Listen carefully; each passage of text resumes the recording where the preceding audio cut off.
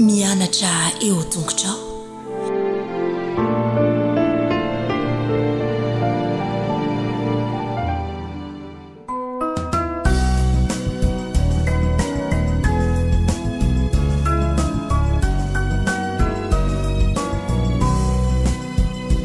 Emisaucanao Jesu malalo chachizao futona mamizao yanaranai antunguchao izahai izaipianachao kuambitenenare Jesu malalo izahai iainuchalanao kahirote nyavyamina itwecabecakawampunaya kuambitenenare Jesu malalo izahai iainuchalanao kahirote nyavyamina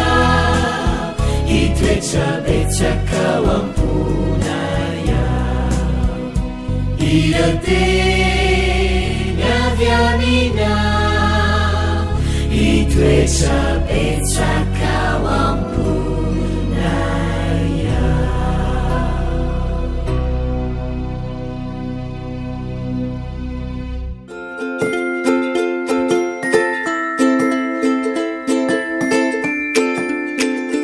Fifaliana indray ny afana meona aminareo. Fotoana ny zaza minondray izao. Efa ao ny ankizy. Andeha arsika hiaraka anomboka ny fotoana dia amerina ny lesona. Ao are manisa telo dia mihira.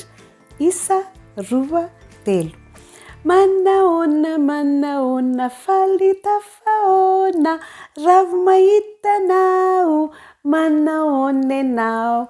Manaona atopoko. Salama tsara ny zaza minono. Eny ary. Efa nahazo toerana tsara. Andeha arsika hivavaka dia hanolo lesona. Kambana ny tanana, ahondroka ny loha, akipy ny maso, hivavaka isika. Jesosy io, misaotra anao indray zahay. Fa mbola menao izao fotoana izao, ahafahanay mamerina lesona. Ampio zahay mba hahay tsara, ho zaza-pankatoa, ho zaza tianao. Ary ahay misaotra anao, misaotra Jesosy malalo. Amen. Eny ary. Lesona fahafiry motsika izao. Lesona faharoa. Ino moa ilay lohatenin'ny lesona? Ilay sambo lehibe an'i Noa. Verina hoe? Ilay sambo lehibe an'i Noa. Tsy anjery ny famindrapon'i Jehova no iraiko mandrakizay. Efa manomboka ay, averin'Andriamandeha ary. Ny famindrapon'i Jehova no iraiko mandrakizay. Eny ary. Hitantsika tamin'ny heriny fa nanamboatra sambo Noa. Vita ilay sambo. Vita tsara tarehy ilay sambo. Inona ary zavanseho? Hoay, ireny ny biby ô. Nivoaka avy any anaty ala tany nisy ondry, misy liona, misy biby isan-karazany nitsofoka tao anaty sambo fiara. Hoay, tafiditra daholo ny biby. Nakaton'Andriamanitra ny varavarana. Andray, ino samy maneno be zany? Misy tselatra, misy kotroka avy any an-danitra. Hoay misy rano mitete avy any an-danitra. Reny ka ilay orana, avy ny orana, orambe. Dia feno rano ny tany. Dia reny ilay olona maditra be tsy netinety atao anaty sambo fiara tifitra tany anaty rano tany. Dia inao sisy nareo nitsingevana teny ambony rano ilay sambo fiara. Ireo zao fianakaviana Noa miresaka ao anaty sambo. Hoay, efa ela be tsika izay tato anaty sambo fitady foana. Efa kely eny sisany sakafontsika. Efa ny biby nge efa kely koa sakafon'zareo Za matahotra ozy Noa. Aza matahotra fa Andriamanitra mikarakaratsika. Andriamanitra manome sakafo atsika. Jerevona ety ranobe te ahoana zany zao tsika mbola ety ambony ranobe ty foana. Aza matahotra ozina fa misy famonjena ho atsika. De inona raha zany natao? Ahoana no andeha atao? Ny biby azao fa menomenona be fa faleo be mihitsy zareo. De aninona ato zany tsika? Inona zany zao no andeha atao re? No tamin'izay fotoan'izay nahatsapa hoe misy zavatra tokony atao. Ny resaka tamin'ny biby izy. Aza matahotra ry biby fa misy famonjena ho atsika. Aza matahotra fa karakarain'Andriamanitra tsika. Misy mpikarakara. De inona nataonao ao izy nareo? Nandoha alika izy. Teny hivavaka izy. Andriamanitra ampio zahay. Taio zahay menakavy reto. Ny biby rehetrarehetra mba ho alemy fanahy, mba tsy hisy asika. Ny olona ihany koa mba hifankatia tsara atao anaty sambo fiarato. De inona tokoraka izy? Tanteraka ny zavatra rehetra nirininao tamin'ny vavaka. Mahay mikarakara antsika tokoa Andriamanitra raka izy. Inona indray raha zao ny zavatra iseho? Rehefa avy mivavakinao de inona tokoa raha zao ny zavatra iseho? De hotohizantsika indray zany amin'ny herin'ny lesona fandeha averintsika aloha. Ny lesona faharoa, ilay sambo lehibean'ny Noa. Tsy anjery ny famindrapon'i Jehova no iraiky mandrakizay. Bravo! Efa manomboka mahay ny ankizy kely. Eny are. Mino fanafinaritra antsika ny lesona. De mbola tohizantsika indray izy amin'ny heriny fa andehantsika hifanao veloma indray ary. Ao aorianan'ny isa 3 de hifanao veloma isika. Isa 2 3. Dia mifanao veloma, veloma, veloma. Dia mifanao veloma amin'ny herindray. Veloma tompoko. De amin'ny herindray zany tohizantsika ny lesona. Samy endry tsara rakizy. Amen.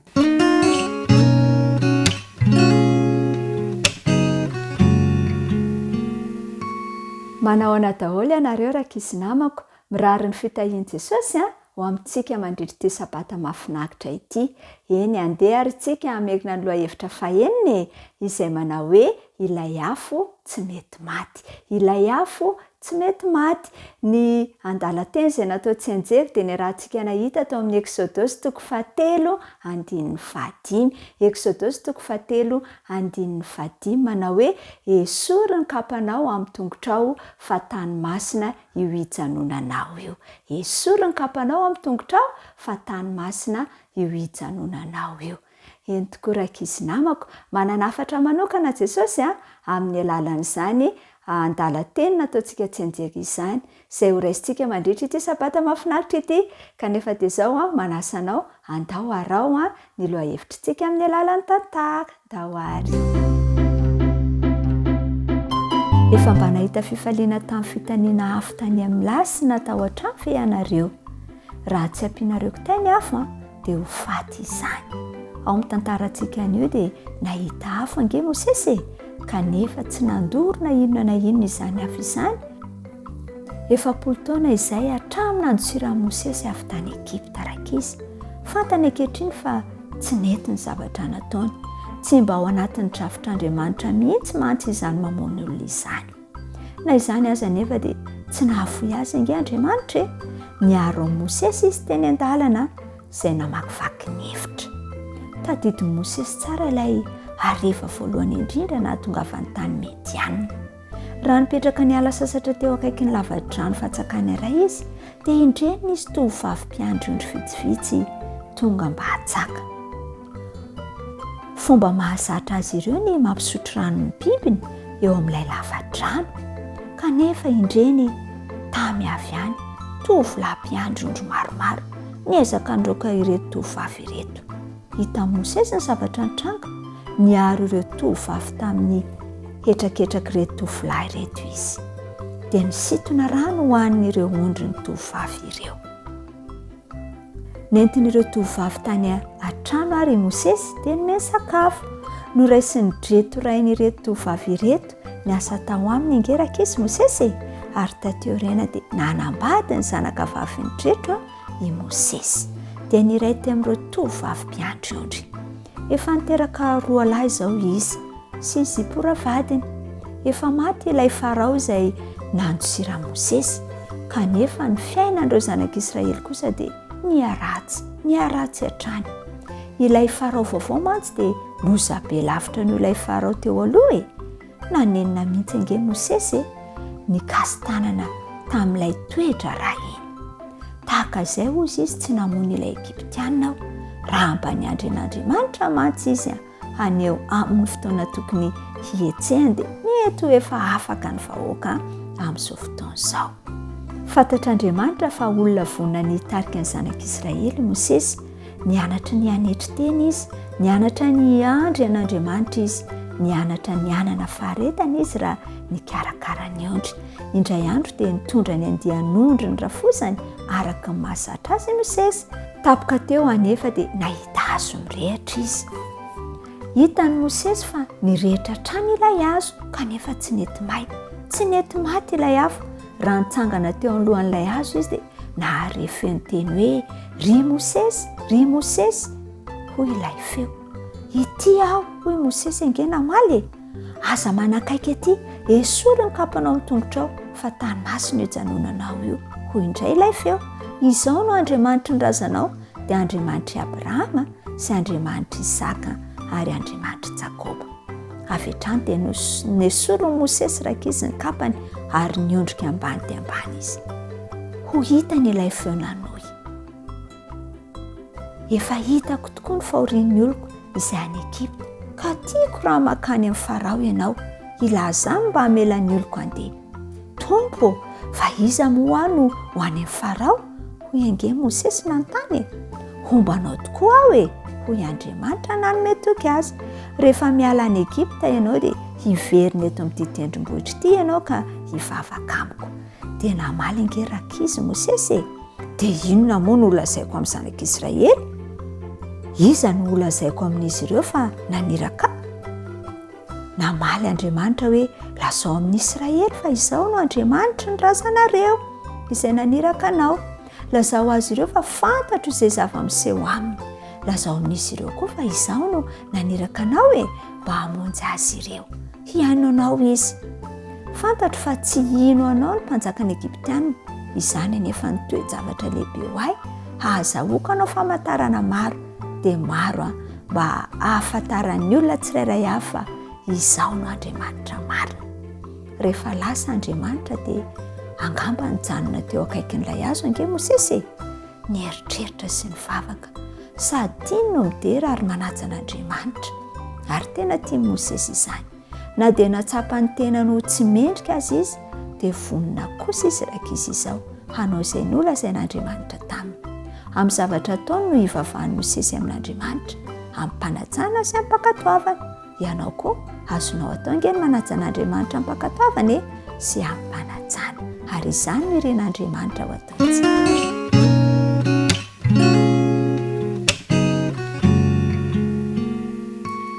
Miaraba ny tanora mantanty rehetra indray natratra izao sabata izao. Miaraba ny zoky ny zandry rehetra ihany koa. Amerina ny lesona fahaenina izay nianarantsika tamin'iny herinandro iny isika izay mitondra lohateny hoe ny maha isika antsika ao amin'ny Kristy ka ny fizarana voalohany no niarahantsika nianatra tao anatin'ny herinandro. Ny tsenjery dia ndao rahantsika koa iare. Genesis toko voalohany 17:20 sy ny 9:7. Ary Andriamanitra nahary ny olona tahaka ny endriny. Tahaka ny endrik'Andriamanitra ny namoronany azy, lahy sy vavy ny namoronany azy. Ary Andriamanitra nitsodrano azy hoe maro fara sy mihabe tsara mameno ny tany ka mampanimpo azy ary manjaka amin'ny hazan-drano ao amin'ny ranomasina sy ny voromanidina ary ny biby rehetra izay mihetsiketsiky ambonin'ny tany. Arak'izay tsenjerintsika izay ary nefa haitsika ihany koa dia Andriamanitra no nahary atsika. Ary no arian'Andriamanitra araka ny endriny isika tsirairay avy. Zava-dehibe tena zava-dehibe ny fahatakaratsika fa Andriamanitra no nahary atsika ary an'Andriamanitra isika. No ariana araka ny endriny ary tia atsika mihoatra noho izay fahatsapantsika izy. rehefa nanota nefa ireo razambe atsika rehefa lavo izy ireo a dia nanjary tao anatsika ny fironana hanota lasa tafasaraka tamin'Andriamanitra isika ary nanjary lasa mpanota na izany aza nefa dia tsy navelan'Andriamanitra ao amin'izao isika fa nomeny ny zanany lahatokana mba hamonjy atsika dia rehefa mandray azy isika dia rakofany ny fahamarinan'i Kristy rakofany amin'ny fahatanterahany ary rehefa ho avy Jesosy dia hitandray amin'ny fahafenony ny endrik'Andriamanitra eo amintsika. Mety efa nanontany ianao hoe iza tokoa ary dia aniza dia ahoana ny momba ny fiainako? Fa izao an'Andriamanitra ianao ary mahafinaritra izany, zanak'Andriamanitra ianao ary tsy vitany hoe zanany fotsiny fa mpandova azy ihany koa. Ary rehefa ho avy izy dia araka aminy any fiainana mandrakizay. Fa izao aloha ianao mety efa nanisany volondohanao ihany koa ka tsy nahiza, mety indraindray miovaova ny zavatra fantatrao, ny zavatra tianao, fa izao no tadidia hoe Andriamanitra dia mahafantatra anisany volondohanao, mahafantatra ny zavatra tianao indrindra izy, mahafantatra ny zavatra mampalahelo anao, mahafantatra ny atsipiriany kely indrindra amin'ny fiainanao izay mety tsy ho fantatrao akory aza fa izy no mahafantatra azy. Dia mahafinaritra ny mahandrehana izany toko antsika rehetra izany fa eo amintsika mandrakariva Andriamanitra ary mihevitra ny momba antsika izy ary tiany ny fandraisantsika betsaka aminy eo amin'ny fiainantsika. Ny olona anankiray ataontsika hoe mpanao baolina anankiray mba hahatonga azy halaza dia miezaka manome tsara indrindra ny aminy izy. Toy izany ihany koa mety hoe mpihirana anankiray mety hoe miezaka manao zavatra miseho tele mandrakariva na manao zavatra hafa mandrakariva mba hafantaran'ny olona azy fa eo amin'Andriamanitra tsy izany. Fantatr'Andriamanitra ny tsirairay momba antsika ary mahaliana azy ny momba antsika rehetra. Dia izao aoka isika hanana fifandraisana ara-dalàna sy azo antoka amin'ilay mpanjaka n'izao rehetra izao. Mananjo antso an'Andriamanitra amin'ny fotoana rehetra ianao ary afaka miantoraka aminy ianao ninona mampalahelo anao, ninona mahafaly anao, azonao tantaraina amin'ny avokoa ny zavatra rehetra satria zanany ianao sady mpandova ihany koa. Dia izao amin'ny mahazanana ianao dia adidinao indray ny mampafantatra ny hafa ny mahazanana ianao sy mitarika ny hafa ihany koa mba ho tonga zanak'Andriamanitra avokoa ireny rehetra ireny. Andesika ny olo-tenao an'i Kristy isan'andro ary dia atoky fa eo anilantsika mandrakariva izy miany fiainantsika satria izy tena tiantsika satria izy zanantsika sady mpandova azy rahateo. Andriamanitra ny ahitany tsirairay avy dia mirary soa ho amin'ny manaraka indray.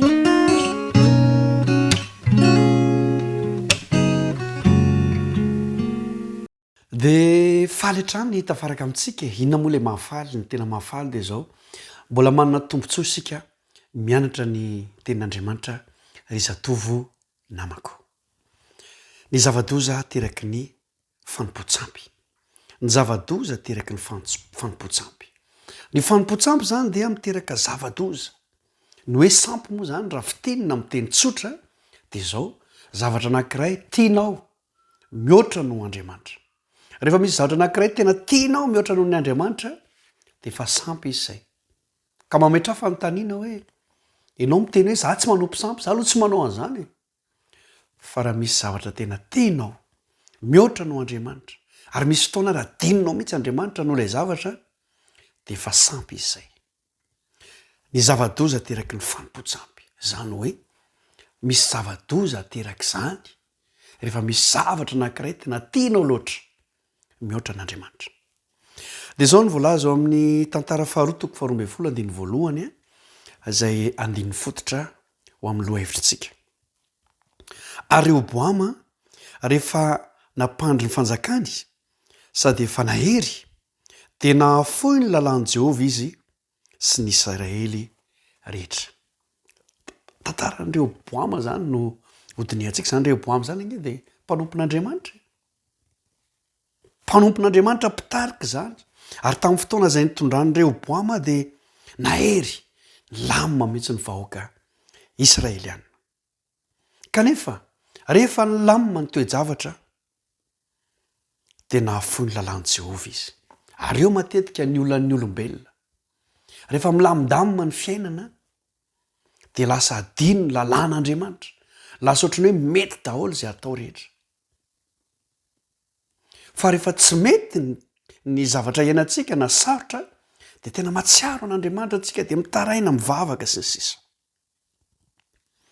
ny fanjakan'israely zany a tamin'ny fotoana zay nitondrany jeroboama de tena ny lamina ary izy ireo de resy lahatra fa matoa milamina le firenena de teo andriamanitra tsy de i jeroboama loatra nge nandamina n'le firenena na hoe natonga azy ireo sambatsambatra fa andriamanitra de ny olana adinon'izy ireo fa avy amin'andriamanitra zany mieritreritra izy fa izy tena mahay mitondra mahay mitantana mahay mitarika mieritreritra izy hoe mianatra matanjaka sy ny sisa ary tsika zatovo de misy fotoana tratran'izany hoe za mahay za nianatra za manana diplôma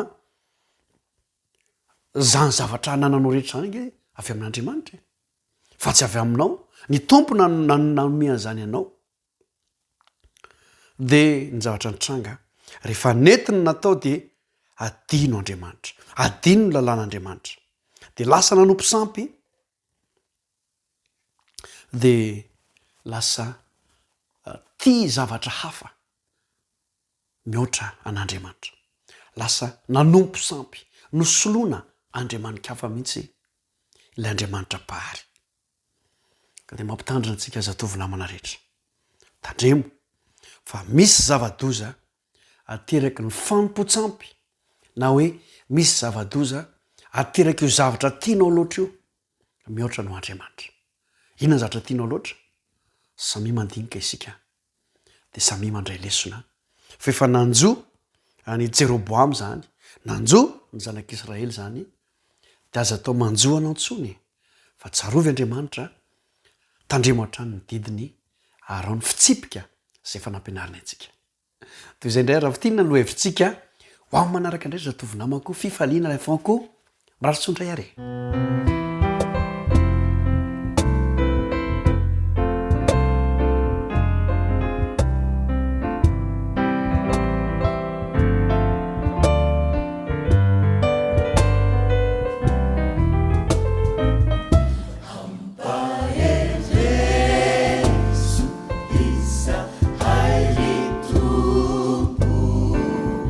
Eti anda, landa, man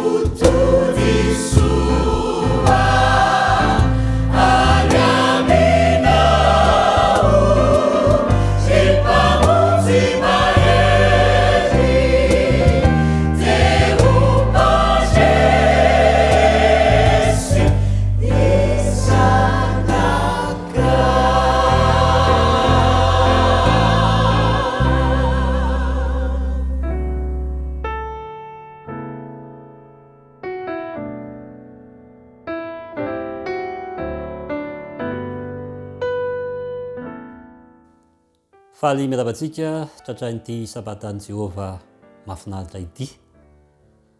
Tao anatin'ny 3 volana tamin'ity voalohany taona ity sika dia nandinika ny bokin'ny salama ary ny loha hevitra izay hodiniantsika amin'ity androany ity dia mitondra ny lohateny hoe hitsanganao.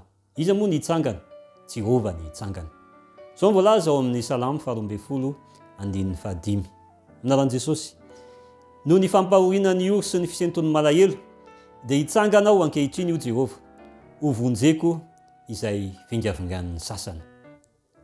Mahafinaritra ny teny izany, mahavelo-panantenana satria eo anatsihan'ny famingavingana sy ny fampahoriana dia tsy avelan'Andriamanitra hijanona atreo izany fa hitsangana tokoa Andriamanitra hamonjy ireo karivavakisika.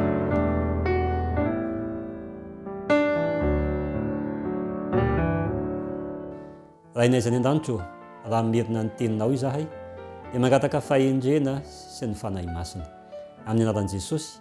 Amen.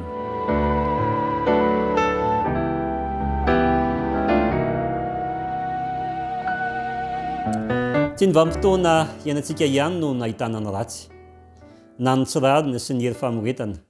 Izany toe-javatra izany koa dia efa nisy tamin'ny andron'ny mpanao salama.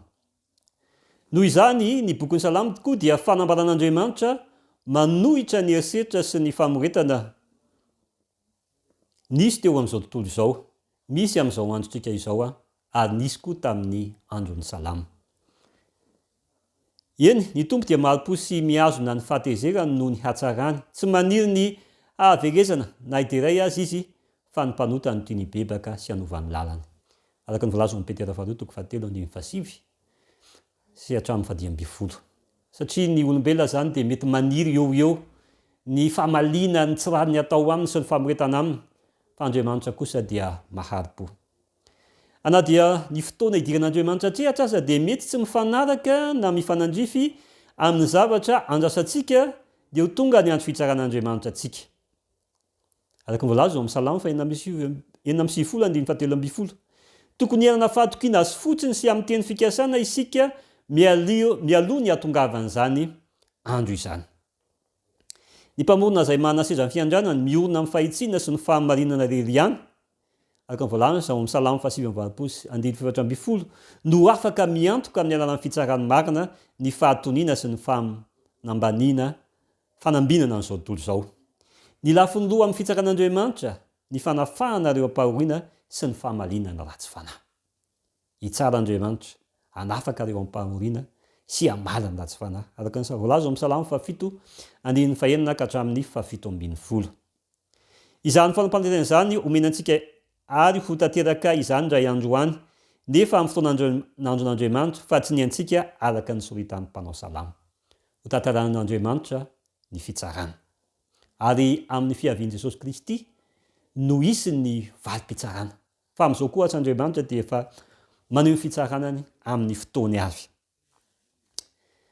Ny Salamo 20:7-7. Ny Salamo 107-7 sy 12 ary ny Salamo 470-5-7 dia hira fideran'Andriamanitra noho ny heriny mahatalandrona izay nandreseny ny heriny ratsy nampitahotra ny olona. Hira fiderana maneho fa Andriamanitra mpiady mahery ary tsisy masakana azy mandresy ny herin'ny ratsy. Mahavelo-panantenana izany tonkiran'ny salamo izany. Ao amin'ny Salamo 107 indray dia izao ny voalaza aminaran'i Jesosy. Fa na dia olo sy malahelo aza aho, ny tompo no mihevitra ahy, mpamonjy sy mpanafaka ianao, aza ela Andriamanitra. Mpanafaka tompo sy mpanafaka Andriamanitra. Mpamonjy ireo olo sy malahelo. Tsy voavoetra amin'ny fahamaina ranofo ny fitenina hoe olo sy malahelo, amin'ny teny anglisy izy dia hoe poor and needy. Fa midika koa izany amin'ny fahalemena sy fahamanoatra ihany koa. Ao anatin'ny toe-javatra izay anjady antsika eo amin'ny fiarahamonina misy antsika na toeram-piasana na aiza dia Andriamanitra dia mihevitra sy vonina hamonjy hanafaka reny ampahoriana reny. Vovao mafaly izany rehetrarehetra izany. Mandra-pahoviana no hitsaranao amin'ny tsy fahamarinana. Izany koa dia antombavaka ny ao amin'ny bokon'ny salamo zany. Ny mpitarika mantsy dia natao hitarika amin'ny fahamarinana, hitandro ny fiadanana ary hitsindro ireo mahantra, nefa maro amin'izy ireo no mampiasa ny fahefany araka ny sitrapony. Eny fa na dia tamin'ny andro zanak'Israely azy, tamin'ny andro izay nisy ny fiemorana, dia ireo mpitariky ny Israely ireo dia lasa nanao ny ratsy, lasa nanompo sampy, lasa tia arena sy vola ary nanao hery famoretana tamin'ny vahoaka maro. Hitsara ny tamin'ny manontolo Andriamanitra, ampamoana eo anatren'Andriamanitra ny zava-misy eto amin'ity zao tontolo zao koa, ary ampamoana eo ihany koa ny vahoakany. Tsarovy tsara fa hotsarin'Andriamanitra daholo ny zavatra ataon'ny tsirairay, ary ny fanombohan'ny fitsarana dia ao amin'ny vahoakan'Andriamanitra aloha voalohany indrindra, ary hitsara ny tsirariny eto amin'ity zao tontolo zao tia Andriamanitra. Ny salamo 470 andiny voalohany sy faharoa dia mahafinaritra satria manamboraka ny fitaraina an'ireo ampahoriana, ary ny vavaka mantsy dia famborahana ny ao am-pontsika fandoharana izay malalatsika amin'ilay sakaizatiana antsika dia Andriamanitra izany. Ao amin'ny salamo 470 andiny voalohany sy faharoa dia misy zao teny zao: Amin'anaran'i Jesosy, Jehovah Andriamanitra mpamalina tao, Andriamanitra mpamalina tao, mamirapirata, misandrata ry mpitsara ny tany mamalia ny mpiavinavina. Mitaraina ny mpanao salamo eto, mamalia ny avinavina sy ny faratsiana izay atao eto amin'ity zao tontolo zao. Salamo miantso an'Andriamanitra hanao valifaty amin'ny olona sy ny firena izay mikasa anisy ratsy nefa manao ratsy tamin'ny mpanao salamo na ny iray firenena aminy. Misy tokoa ao amin'ny boky salamo ny antso mba hoe hanao valifaty Andriamanitra. Fanontaniana mipetraka amintsika nefa ny foto-kevitra ao amin'ny Baiboly, ao amin'ny Matio 5:5 dia hoe tiava ny fahavalonareo ary mivavah ho an'ny fahavalonareo. Tsy mifanohitra koa ny toe-javatra izany, fa izao lay ny tena marina dia lay tononkirany salamo zany, satria ao amin'ny Deutéronomie 7:7-9 mantsy dia misy ireo fitahiana sy ozina izay mianjady amin'ireo olona ratsy fanahy sy madika ny didin'Andriamanitra. Fa rehefa jerena zany ny fototra iorenan'io vavaka ataon'ny salamo io dia hoe tanterao mba angataka an'Andriamanitra mba hiditra antsehatra izy araka ny teny fikasan'ilay fanekena izay milaza fa raha misy ratsy fanahy manao madika ny didin'Andriamanitra dia tanteraka ny ozina araka amin'ny Deutéronomie zany, bokon'ny Deutéronomie 7:7-9. Ka izany rehetrarehetra izany dia tsy mifanohitra akory fa mandoatra ny fomba olombelona ao anatin'ny fijaliana ny mpanao salamo ary mitaky izany famarin'Andriamanitra izany. Ary ny zavatra tianambara dia hoe aiza ny fitsaran'Andriamanitra. Fitsaran'Andriamanitra dia miseho ao amin'ny fitoerana masina. Ao amin'ny fitoerana masina indrindra i Jesosy. Ao no misy ny fanambarana ny drafim-panavotana. Ny fahalotona sy ny fahotana dia aseho amin'ny alàna fandikana ny didin'Andriamanitra. Ary tamin'ny andron'ny tabernakely ohatra dia ny zanak'ondry atao fanatitra dia ny rany no entina nadiovana. Ny maneho an'i Jesosy Kristy zany, maneho famonjena ary miantso ny mpanota hibebaka ny fitsaranao fitoerana masina. Fa i Jesosy mbola manao fanelanelanana ho an'izy ireo mba hiverina amin'ny lalana izy ireo ary andray famelombelomana ny fanahiny. Miresaka momba ny fahamasinan'Andriamanitra, ny fahamarinany ary ny rariny ataon'Andriamanitra koa izany fitsarana izany. Ny fitsarana dia toeram-pamelan-keloka sy famerenana amin'ny laoniny araka ny asehon'ny rakom-panavotana misy ny seza fiandrian'Andriamanitra. Toerana hitrangan'ny fitsaran'Andriamanitra famarinany tsirairay araka ny nataony ny asa ratsy ireo izay tsy mibebaka. Misy androm-pahasoavana asehon'Andriamanitra ao amin'izany fitsaran'izany, ary mbola mpanota hibebaka izay ny mahalo-poan'Andriamanitra, mbola tia ny hiverina amin'ny lalan'ny fahamarinana ary izay nandika ny lalàna moralin'Andriamanitra, fa izany no asa famonjena ataon'i Jesosy. Kanefa la minitsy mipetraka amin'ny toerana fahotana dia tsy maintsy hisy ny fandringanana an'ireo tsy mibebaka. Ny salamo dia fanambarana ny tsy fahazakan'ny olona, ny tsirariny sy ny tsy fahamarinany. Izany dia endrika fanoherana sy tsy fanekena ny faharatsiana. ny antony manosika ny mpanao salamo dia tsy ny faniriana valifaty tsy akory fa afanapo anandratra n'andriamanitra noho izany dia mifaly ny marina rehefa mahita ny famalian'andriamanitra ny faratsiana satria amin'izany no isandratan'ny orenany anaran'andriamanitra sy ny fahamarinany eto amin'izao tontolo izao. Ny salamo dia manosika ny olona anandratra ny feony anohitra ny faratsiana sy ikatsaka ny fahatongavan'ny fanjakan'andriamanitra amin'ny fahafenony. Manome antsika antoka amin'ny fanafahana sy ny fiadanana ho aminy koa izany hitsangan'andriamanitra indray androany hamaly ny tsirairay araka ny nataony. Ny teo zava-misy dia hoy Kristy raha ratsiany olona sy enjena nareo dia mifalisy miravoravo. Nampatsiarivy ny mpiaino azy ireo mpaminany fahiny izay niteny tamin'ny anaran'ny tompo ka nitondrony halaina ho fianarana sy ny fandeferam-pahoriana sy ny faharetana nanan'izy ireny. Matomatiora ohatra i Abela, ilay kristiana voalohany indrindra zanaky Adama, niara-dia tamin'Andriamanitra Enoka ary nankalaza azy izao tontolo izao. Niendrikendrehana ho mpitompy-teny fantatra ny mpamendry fendry vahoaka foana i Noa. Ary ny sasany niaritra fanesona sy kapoaka mafy ary fatorana trano maizina. Nisy zany ny olona izay atao hoe nafahan'Andriamanitra tao amin'ny fahoriana, nisy ny lasa taona teo fahoriana dia tonga matiora. Ny sasany nampijalinao faty nefa tsy nanao izay ahafahany mba azon'ny fitsanganana tsara lavitra. Ao anatin'izany fotoana izany dia mbola hitsara n'Andriamanitra amin'ny fiavian'i Jesosy fandroany eny amin'ny raolanitra no isin'ny valim-pitsarana. Misy zany ny alahelo vokatry ny fisian'ny faratsiana eto amin'izao tontolo izao tokony hikolokolo finoana mafy olona izay amin'Andriamanitra isika. Finoana izay mifantoka amin'ny fitiavan'Andriamanitra sy ny fahatsarany ary ny heriny ary ny toetra naseho teo amin'ny azo fijaliana. Zava-dehibe ny fianterana amin'ny tenin'Andriamanitra sy fitsarany fa tsy amin'ny fahendren'olombelona sy ny vahaolana entiny mba hisian'ny rariny eto amin'izao tontolo izao. Ny fiteny enjanao amin'ny salamo dia maneho mba olombelona ary mitariky ny teny fiasan'Andriamanitra. Ary ny fitoerana masina no itoerany isehon'ny fitsarana kaoka isika to ifantoka amin'izany fitoerana masina indrindra izany ary mibebaka isika raha ao anatin'ny fahotana isika dia angataka famelana mba azona famelobelona ny fanahintsika.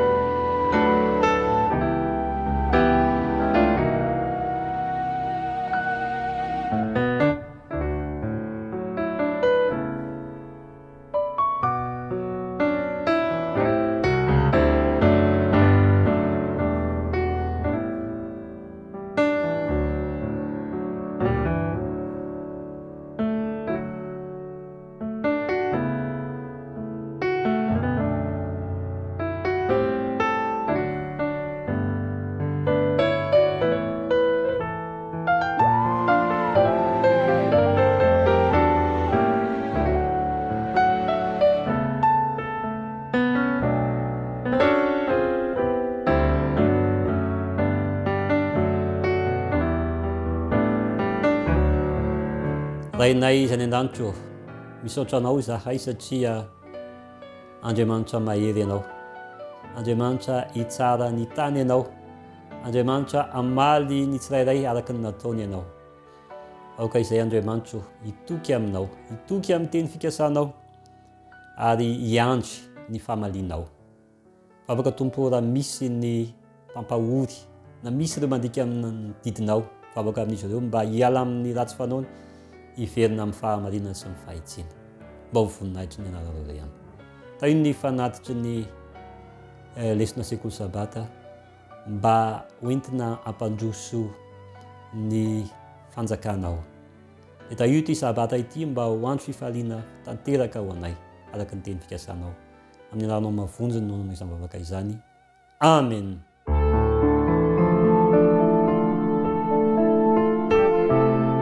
Mianatra eo tongotrao